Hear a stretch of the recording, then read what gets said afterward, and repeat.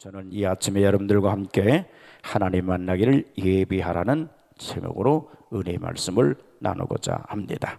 자, 우리 아모스 4장 12절 말씀 함께 읽습니다. 시작. 그러므로 이스라엘아, 내가 이와 같이 네게 행하리라. 내가 이것을 네게 행하리니 이스라엘아, 네 하나님 만나기를 예비하라. 아멘.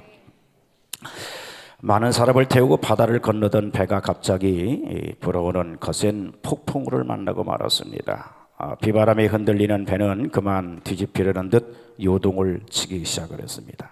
그러자 배 안의 사람들은 모두 살려달라고 아우성을 쳤습니다. 근데 그들 중 노인 한 사람은 아주 태평스러운 얼굴로 기도를 드리는 게 아니겠습니까? 사람들이 그에게 물었습니다. 지금 배가 뒤집혀 다 죽게 되었는데 당신은 두렵지 않느냐고. 그 노인이 조용히 대답을 했어요. 아니요, 나에게는 딸이 둘이 있습니다. 큰 딸은 몇 년 전에 잃고 지금은 작은 딸을 찾아가고 있는 길입니다. 만약 이 배가 뒤집혀 죽게 되면 천국에 있는 큰 딸을 먼저 만나게 될 것이고, 다행히 배가 무사히 항구에 닿게 되면 작은 딸을 먼저 만나게 될 것입니다. 이런 만남의 소망을 가지고 있으니 두려울 게 없군요. 오늘 본문 아모스 4장 12절 가운데 중요한 말씀 한마디가 있습니다. 네 하나님 여호와를 예비하라. 따라합시다. 네 하나님을 만나기를 예비하라. 이 말씀 가운데는요, 두 가지 중요한 뜻이 있는데, 하나는 하나님께서 우리에게 주신 엄격한 경고고요, 또 하나는 우리에게 주시는 명령입니다. 어느 날인가 우리는 반드시 하나님을 만나야 한다고 경고하는 말씀이고, 또 하나는 그 만남을 위해서 준비하라고 하는 명령입니다. 하나님께서는 우리의 언행 심사하는 모든 것을 다 알고 계세요. 입으로 하는 모든 말, 손으로 하는 모든 행동, 마음으로 했던 모든 생각들을 모르는 것 없이 샅샅이 다 알고 계신 분입니다. 그러므로 하나님께서는 우리의 죄된 삶을 다 알고 계시기 때문에 하나님 만나기를 예비하라, 그렇게 명령하고 계신 것입니다. 우리는 다른 모든 것을 위해서는 예비할 줄 알면서 하나님 만날 준비를 안 하는 사람들이 참으로 많이 있습니다. 우리 학생들은 대학에 들어갈 준비를 하는 줄 압니다. 우리 아들, 딸들은 결혼할 준비는 5년이나 10년씩 합니다. 연금 탈 준비, 생명보험에 들어 장래를 위해서 준비할 줄을 잘 알면서 하나님 만날 것에 대해서는 예비하기를 게을리하고 무관심한 사람들이 참으로 많습니다. 그 사람들은 언젠가는 하나님을 만나야 하고 그 앞에 자신의 삶에 대해서 계산하고 심판을 받아야 한다는 것을 모르고 있다는 거죠. 우리는 하나님 만나기를 예비해야 되겠습니다. 오늘은 성탄절을 앞두고 지키는 대강절입니다. 대강절은 영어로 애드벤트라는 걸 하는데, 그 대강절이 성탄절 이전 4주 동안의 기간을 말합니다. 예수 그리스도의 오심을 기다리는 절기를 가리키는 것이 대강절입니다.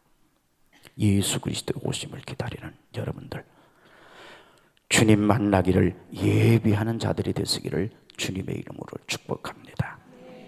자, 그러면 우리는 어떻게 하나님을 만나야겠습니까? 첫째, 자연 상태 그대로는 하나님 만나서는 안 됩니다. 성경은 우리에게 가르치기를 우리는 다 죄 중에 잉태되고 죄악 가운데 태어나서 범죄하면서 하나님을 떠나 방황하는 인간이기 때문에 하나님의 영광에 이룰 수 없다고 그랬어요. 하나님과 우리 사이는 이런 차이가 있습니다.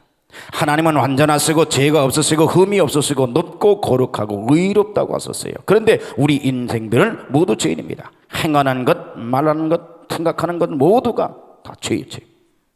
우리는 이렇게 악한 피조물로 타락되어 있는 자연 그대로는 의롭고 거룩한 하나님을 만날 수 없게 된다. 어떤 일이 일어나야 합니까? 우리 중심에 어떤 변화가 일어나야 돼요?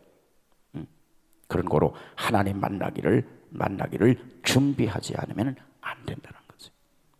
예수님께 승천하기 전에 요한복음 14장 1절에 3절 이렇게 말씀하십니다. 같이 읽습니다. 시작. 너희는 마음에 근심하지 말라. 하나님을 믿으니 또 나를 믿으라. 내 아버지 집에 거할 곳이 많도다. 그렇지 않으면 너희에게 일렀으리라. 내가 너희를 위하여 처소를 예비하러 가노니 가서 너희를 위하여 처소를 예비하면 내가 다시 와서 너희를 내게로 영접하여 나 있는 곳에 너희도 있게 하리라. 아멘. 하늘나라에는 우리를 위해서 처소가 예비되어 있는데 그곳은 준비된 사람들을 위해서 예비된 것이라는 것. 천국에는 여러분을 맞을 준비가 되어 있는데 여러분은 준비가 되어 있습니까? 결혼식 집례를 하다 보면 대개 시간이 늦어지는 경우가 있는데 그 이유는 신랑의 준비보다도 신부의 준비가 덜 되어서 예식이 늦어져요. 영적인 면도 꼭 이와 마찬가지입니다. 신랑 되신 예수님께서 재림하실 준비가 다 되어 있는데 신부된 우리들이 준비가 안 되어 있는 거예요. 이 세상에서 영적 그리스도인의 신부를 단장하는 곳은 어디냐? 교회입니다. 그래서 교회 생활을 잘해야 돼요. 여러분 언젠가는 이 세상과 하늘나라의 대주제이신 하나님 앞에 서야만 합니다. 사랑하는 성도 여러분, 여러분 지금 준비되어 있습니까? 준비하시길 바랍니다. 그러니까 예배, 교회 생활을 열심히 해야 돼요. 둘째, 이 세상 삶에도 하나님을 만나야 돼요. 하나님은 어떤 불변의 법칙을 가지고 계세요. 우리가 이 법칙을 범하면 하나님의 심판을 면할 수가 없고 반드시 그 대가를 지불하여야만 한다는 거죠. 그 법칙 중 하나가 뭐냐? 추수의 법칙입니다. 콩 심은 데 콩 나고 팥 심은 데 팥 나고 적게 심으면 적게 나고 많이 심으면 많이 나는 그런 법칙 말입니다. 갈라디아 6장 7절을 보면 이렇게 말씀합니다. 시작. 사람이 무엇으로 심든지 그대로 거두리라. 심은 대로 거두리라. 이 말씀은 매우 중요한 말씀인데 우리는 이것을 잊어버리고 살 때가 참으로 많습니다. 어떤 사람이 말하기를 나는 자유하는 존재이기 때문에 내 마음대로 살 것이고 나 외에는 아무것도 나의 삶을 간섭할 자가 없다라고 말합니다. 그러나 그 사람도 언젠가는 그가 저지른 악행, 그 악한 행위에 대해서 벌을 심판받아야 할 때가 온다는 거죠. 그렇습니다. 우리는 모두 죄인인데 거기에 대한 준비를 잊어버리고 살아갈 때가 많습니다. 요셉의 형들이 요셉을 종으로 팔아먹었으나 22년 후에는 애굽의 총리가 된 요셉 앞에 무릎을 꿇고 대면할 수밖에 없었죠. 그때 형제 중에 하나가 우리가 아우의 일로 범죄하였다 그랬어요. 이 요셉에 대한 죄 때문에 이 괴로움이 우리에게 임한다면서 자기들의 죄악을 토로하고 말자. 우리들의 하나님은 언젠가는 반드시 갚아 주고야 만다는 사실을 여러분들 기억하시기 바랍니다. 지금 심은 것은 몇 달 혹은 몇 년 후에 거두기도 하고 부모가 심은 것을 자식이 거두기도 하고 이 세상에서 심은 것을 내세에 가서 거두기도 합니다. 그러나 한 가지 위로가 되는 것이 있는데 이것은 자기가 죄인임을 깨닫고 하나님께 회개하고 돌이켜 예수 그리스도를 믿으면 그 죄에서 그 심판을 그래서 면할 수 있다는 거죠. 그래서 요한일서 1장 9절에 이렇게 말씀합니다. 시작. 만일 우리가 우리 죄를 자백하면 저는 미쁘시고 의로우사 우리 죄를 사하시며 모든 불의에서 우리를 깨끗하게 하실 것이요. 아멘. 그러나 그대로 죄 가운데 그대로 두면 반드시 그 죄가에 대한 대가를 받을 것이라는 거예요.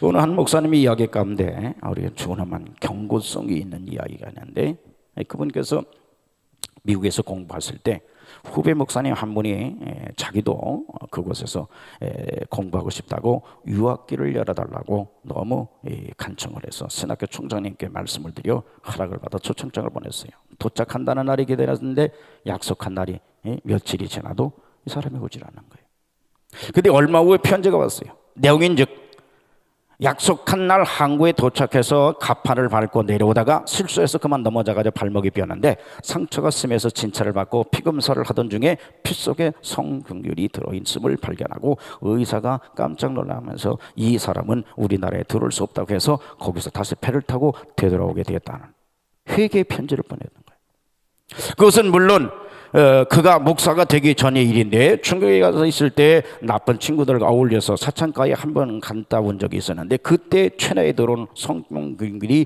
그대로 잠재 있다가 수십 년 후에 하필 미국에 들어가는 문턱에서 그게 드러나고 말았어요. 그러면서 그는 미국에 들어가는 문턱에서 발견되었기에 망정이지 천국에 들어가는 문턱에서 나타났다면 어떻게 될 뻔했습니까? 하면서 깊이 회개하는 편지를 했다는 겁니다. 오늘 회개하지 않고 해결하지 않으면 언젠가는 그 죄에 대한 열매를 거두게 만다는 사실을 기억하셔야 합니다. 그래서 오늘 우리에게 회개할 수 있는 기회를 준 것이 축복입니다. 기회를 선양하시기를 축복합니다. 셋째, 우리의 삶의 책임에 대해서 하나님을 만나야 돼요. 하나님께서는 우리 각자에게 어떤 특권과 책임을 주셨는데 그 책임을 이행하지 않을 때는 거기에 대한 대가를 받게 된다. 국민으로서의 국가에 대한 의무와 책임이 있듯이 우리 신자들은 하나님의 자녀된 특권이 있음과 동시에 하나님의 교회에 대한 책임이 있습니다. 그 책임과 사명을 다하지 않을 때 반드시 그 대가를 치르고 해야 합니다. 또 하나님께서는 우리에게 맡겨주신 자녀를 하나님께 인도할 책임과 교회 안에서 잘 키워야 할 책임도 주셨어요. 어떤 사람들은 자기들만 교회를 나오고 자녀들이 교회에 다니든 안 가든 관심을 갖지도 않고 방관하는 분들이 계세요. 학교에는 한번 결석하는 것은 큰 일로 합니다. 피아노 레슨 한번 빠지면 아주 큰일 났다고 야단을 치면서 교회 안 나가는 것은 그냥 내버리는 사람이 많아요. 그런 책임도 반드시 감당해야 될 때가 오는 거예요. 신학자의 설교가인 허셀 포드 목사님께서는 어느 주일날 예배를 인도하려고 강단에 올라가 보니까 맨 앞줄에 어느 부부가 어린 아들 넷과 딸 한 아이를 옆에 앉히고 조용히 예배를 드리고 있었어요. 처음 나오신 분으로 여행 중에 이곳에 와서 주의를 지키는가라고 그렇게 생각을 했는데 그 다음 주일도 마찬가지로 아이들과 함께 참석해서 계속 몇 년 동안을 이렇게 출석을 잘했다. 그 부부는 얼마 후에 딴 곳으로 이사를 해서 교회를 떠나게 되었어요. 그런데 20년이 지난 어느 날 어느 분이 찾아와 인사를 하는데 그분이 바로 이 사람이었던 거예요. 그분이 자기 식구의 안부를 전하는데 그때의 어린 꼬마들이었던 네 아들은 장성해서 모두 목사가 됐고 딸도 신앙생활을 잘하는 가정을 이루고 교회에 충성하고 봉사한다고 증거를 한다던 거예요. 오직 신앙으로 꾸준히 인도한 결과 모두 아름다운 신앙이 된 거죠. 우리는 자녀들에 대한 신앙의 책임도 져야 돼요. 말년에 자식들 문제 때문에 통곡하는 사람들이 얼마나 많은지 몰라요. 여러분들은 통곡하는 일이 아니라 감사할 수 있기를. 그래서 심은 대로 거두는 거예요. 삶에 대한 책임 있어요. 넷째, 타인에게 끼친 영향에 대해서 하나님 앞에서 결산할 때가 옵니다. 베드로가 지나갈 때에 병든 자가 그림자라도 한 번 스쳐 보고자 따라왔어요. 베드로의 영향력이 얼마나 컸으면 그림자 안에만 들어가더라도 들어가려고 그랬겠습니까? 우리 모든 사람들은 좋든 나쁘든 그림자를 만들며 사는데 그것이 영향이 되어 다른 사람을 끌어올릴 수도 있고 끌어내릴 수도 있는 거예요. 아무도 혼자 살 수가 없어요. 여러분의 아들들과 딸들 장차 무엇이 될 것입니까? 주로 그것은 부모된 여러분들의 영향력에 따라 결정된다는 사실입니다. 허셀 포드 목사님은 이 클리프라는 이 친구가 찾아왔을 때 친구에게 이렇게 물었어요. 예수 믿고 신앙생활을 합니까? 라고 물었더니 그 친구가 하는 말이 나는 신앙생활을 하지 않지만 내 아들은 예수 잘 믿게 하겠네. 나의 아들을 좋은 신앙인이 되도록 인도해 주게나 라고 말했어요. 그때 이 포드 목사님께서는 친구여, 그렇게 할 수는 없네. 당신 자신이 크리스찬이 되지 않고 자네 아들은 결코 참 크리스찬이 되지 못할 것이라고 말했다는 겁니다. 포도 목사님은 또 이런 말을 하셨어요. 교인들 중에 혹은 자녀들 앞에서 교회를 비난하고 목사를 욕하거나 교회학교 교사나 직원들을 비방하는 사람이 있다. 심지어 주일날 식사 때마다 목사를 구워 먹는 이들이 있다. 그러나 이것은 부모로서 할 수 있는 가장 나쁜 일이라 말했어요. 자녀들 앞에서 교회를 비난하고 목사를 욕하고 목하는 경우 그것을 들은 자녀들은 결코 좋은 신자가 될 수 없기 때문입니다. 자녀들을 멸망으로 인도하고 싶은 사람은 그렇게 하세요. 우리 교단 선배 목사님이 고백입니다. 목사님의 어머니께서는 자녀들 듣는 데서 교회를 비난하거나 혹은 목사를 비방하고 험담을 해서 그런 소리를 듣고 자랐다면 우리 형제들이 목회자가 될 수 없었을 것이고 교회도 나가지 않을 것이라고. 맞아요. 어느 날 아침 한 사람이 흰눈을 밟고 사무실을 향하여 걸어가고 있는데 뒤에서 발자국 소리가 나서 뒤를 돌아봤더니 그의 어린 아들이 다리를 길게 뻗으면서 자기가 남긴 발자국 따라오고 있다는 거예요. 그래서 얘야 너 뭐하며 걷니? 라고 물었더니 그 꼬마 아들이 아무것도 아니에요, 아빠 발자국을 따라간 거예요 라고 대답을 한 겁니다. 그는 사무소에 들어가 문을 잠그고 무릎을 꿇고 기도하기를, 주여 만일 내 아들이 나의 발자국을 밟고 따라온다면 제가 올바른 발자국을 만들게 도와주옵소서라고 기도했다고 합니다. 예수님께서 누가복음 23장 28절 이렇게 말씀하셨습니다. 같이 읽습니다. 시작. 예루살렘의 딸들아 나를 위해 울지 말고 너희와 너희 자녀들을 위해 울라. 아멘. 렉스 박사라는 런던의 동부 지역에서 38년간 목회하던 감리교 목사가 있습니다. 어느 날 그는 한 노인이 몹시 아프다는 이야기를 듣고 그를 찾아갔습니다. 그러나 그 노인은 고개를 돌린 채 말 한마디조차 하지 않았어요.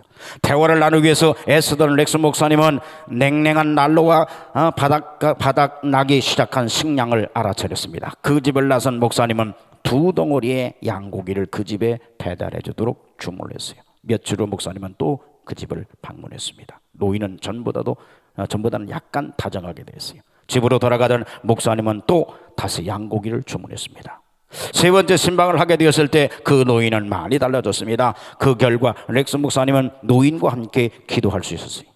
그 후 렉스 목사님은 설교 부탁을 받아 며칠 동안 런던을 떠나 있게 되었습니다. 돌아온 목사님은 그 노인이 죽었다는 사실을 알게 되었어요. 그러나 그 노인은 마지막 순간에 이렇게 말하더라는 이야기를 듣게 되었습니다. 렉스 목사님에게 전해 주십시오. 이제 나는 곧 하나님께로 돌아갑니다. 이전처럼 나를 변화시킨 것은 목사님의 설교가 아니라 나를 위해서 사주신 양고기였다는 사실입니다. 바울은 이렇게 말합니다. 빌립보 3장 17절에 시작. 형제들아 너희는 함께 나를 본받으라. 또 우리로 본을 삼은 것 같이 그대로 행하는 자들이 보이라. 아멘. 예수 믿으십니까? 예수 믿으면 삶으로 본을 배워야 돼요. 언젠가는 거기에 대한 결과를 보게 됩니다. 예수 믿는 간속교회 그리스도인들이요, 주님이 본을 보여준 것처럼 본이 되는 삶을 살아가시기를 주님의 이름으로 축복합니다. 다섯째, 죽음에서 하나님을 만나게 합니다. 허셀포드 목사님께서 담임하시는 교회에 한 부인이 있었는데 그 남편이 신앙생활을 하지 않고 주님을 믿지 않으시기에 목사님께서 그분을 그리스도로 인도하기 위해서 구원의 삶을 누리게 해야 됐다고 생각하고 어느 날 밤에 신방을 갔어요. 그 남자는 문에 나와서 들어오라는 말도 않고 저는 오늘 몹시 피곤해서 일찍 자야겠습니다. 미안하지만 다음 날 밤에 오십시오 라고 했던. 그래서 목사님은 일주일에 또 찾아갔습니다. 그랬더니 이번에는 그 부인이 나와서 오늘도 벌써 침실에 들어가셨어요. 그러니 다음에 한 번 더 오세요 라고 말했어요. 그 후 일주일 후에 찾아갔더니 그 남자가 또 나와서 오늘은 제가 기분이 매우 좋지 않거든요. 당신께서 내게 무슨 말을 하려는지 저는 잘 알고 있습니다. 그러니까 다음에 또 오십시오 라고 말했습니다. 그래서 목사님은 다시 오겠노라 하고 돌아왔어요. 근데 며칠 후에 병원에서 연락이 왔는데 남편이 위독하니 빨리 와달라는 것이어서 그래서 급히 가보니 부인과 딸들은 울고 있고 그는 이미 영안실로 옮겨져 있더랍니다. 그는 구원받지 못한 채 하나님을 만날 수 없게 되었죠. 아니, 구원받을 수 없는 상태에서 하나님을 만나게 되겠죠. 왜? 심판받아야 되니까. 사랑하는 성도 여러분, 우리는 거의 모두 100년 이내에 죽어서 하나님을 만나게 됩니다. 아니면 주님께서 재림하시든지 해서 결국 우리는 반드시 주님을 만나게 될 거예요. 만나게 돼.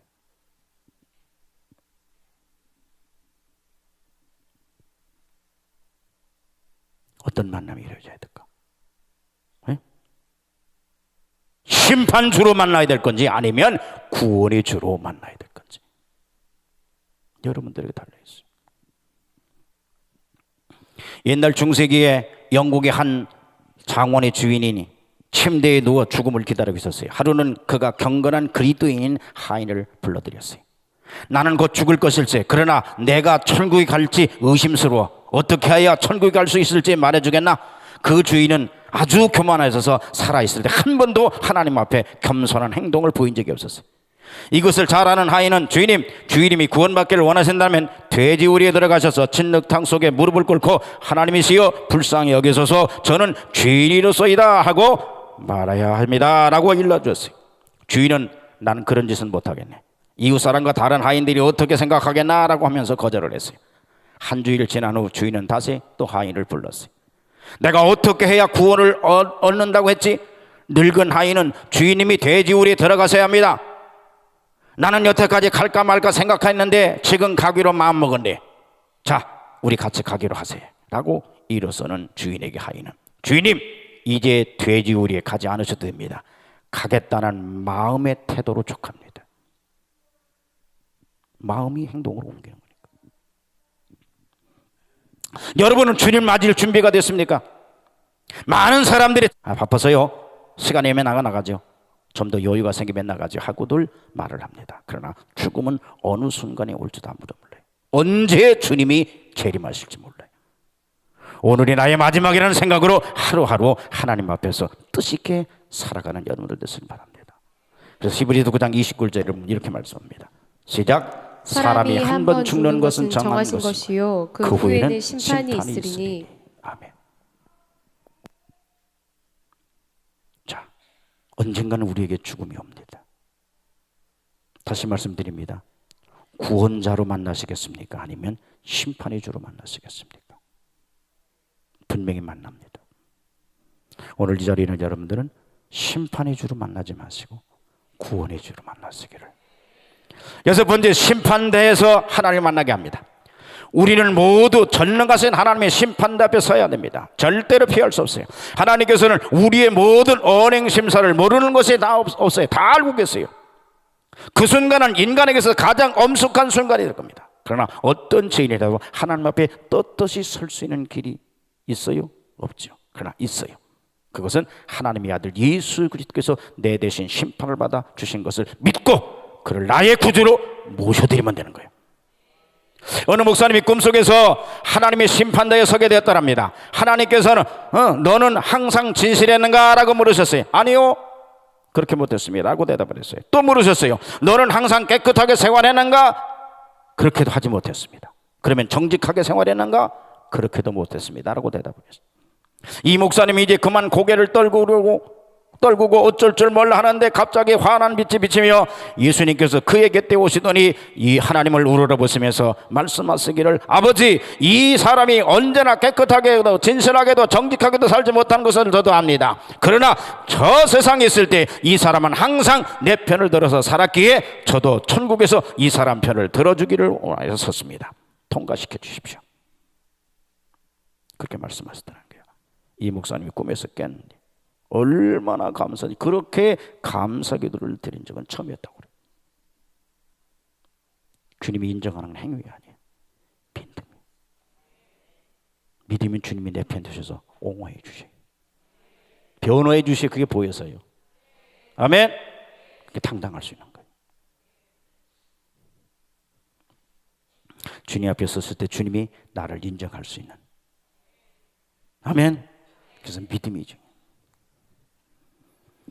자, 그러면 일곱 번째, 어떻게 하나님 만날 준비할 것인가? 어떻게? 회개해야죠. 이사야 59장 1절 2절 말씀. 시작. 여호와의 손이 짧아 구원치 못하심도 아니요 귀가 둔하여 듣지 못하심도 아니라 오직 너희 죄악이 너희와 너희 하나님 사이를 내었고 너희 죄가 그 얼굴을 가리워서 너희를 듣지 않으시게 함이라. 뭐가 하나님과 우리 사이를 갈랐다고? 죄. 그러기에 죄에 대해서 슬퍼하고 애통해야 죄에서 돌아서서 하나님께로 향할 수 있는 거죠. 회개하면 악인이 선이 될 수 있어요. 나이 많은 사람이나 젊은이나 회개해야 됩니다. 태양을 든지 사람이 돌아서야 밝은 햇살을 받을 수 있듯이 하나님께서도 우리가 회개하고 돌아서야만 만나주세요. 그래서 예배는, 신앙생활은 회개가 우선이어야 돼요. 회개가 없는 그 강단은 죽은 강단이야. 회개해야 왜? 내가 살고 주님 만날 수 있기 때문에. 둘째, 그리스도를 믿어야 돼. 예수님을 나의 구주로 믿고 모셔드려야 돼. 요한복음 1장 12절에 보면 같이 읽습니다. 시작. 영접하는 자 곧 그 이름을 믿는 자들에게는 하나님의 자녀가 되는 권세를 주셨으니라가 있고요. 요한복음 3장 36절에 보면 시작. 아들을 믿는 자는 영생이 있고 아들을 순종치 아니하는 자는 영생을 보지 못하고 도리어 하나님의 진노가 그 위에 머물러 있더니라. 아멘.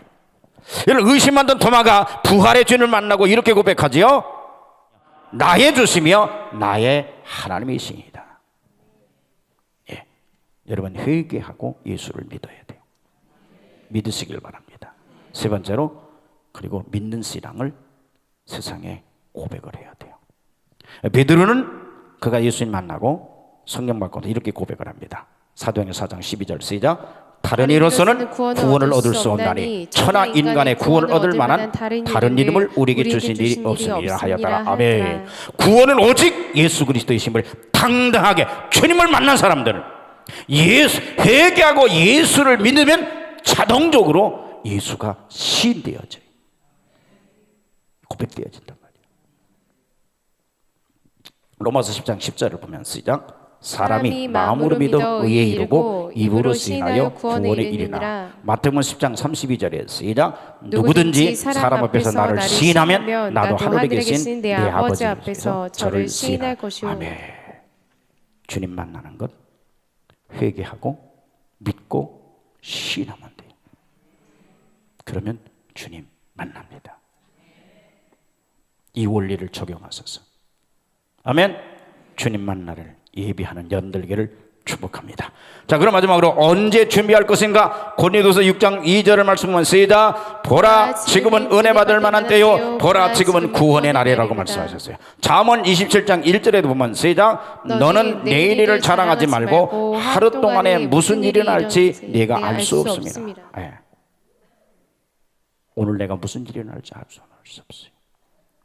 기회는 오늘입니다. 오늘 이 시간. 누가 말하기를 내일은 마귀의 날이요 오늘은 하나님의 날이라 말했어요. 하루 동안 무슨 일이 일어날지는 모르는 것이 인생이요 또한 주님께서 언제 오실는지 모르는 것이 우리의 삶입니다.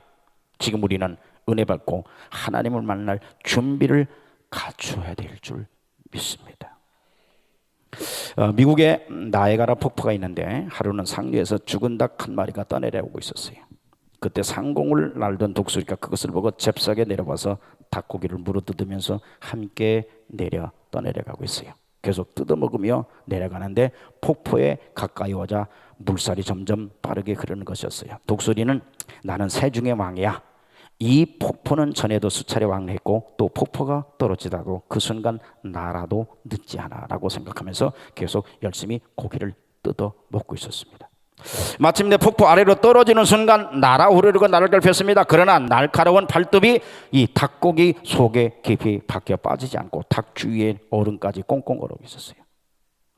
입이 떼는 늦었어요. 결국 독수리는 생각대로 날지 못하고 깊은 폭포 속으로 떨어져 죽고 말았습니다. 하나님 만나기를 예비하라는 오늘 본문 말씀은 모든 인생이 주시는 하나님의 엄숙한 경고요 명령입니다. 이 말씀들을 듣고도 예비치 않았다가 하나님을 만나지 못하는 어리석은 인생이 되지 마시고 말씀 듣고 철저히 회개하고 주님 만날 준비해서 성탄절 행사로 끝나지 말고 진정 나를 구원하러 오신 예수님을 만나시고 다시 오실 주님을 예비하는 우리 간속건강교회 모두 되시기를 주님의 이름으로 간절히 축복합니다. 자, 우리 말씀 생각하시고 함께 우리 들은 것으로 끝나지 말고 주님 만나기를 예비하는 내가 되게 해달라고 우리 두 손 드시고 함께 말씀 생각하시면서 함께 결단하도록 하겠습니다. 주여 주여 주여.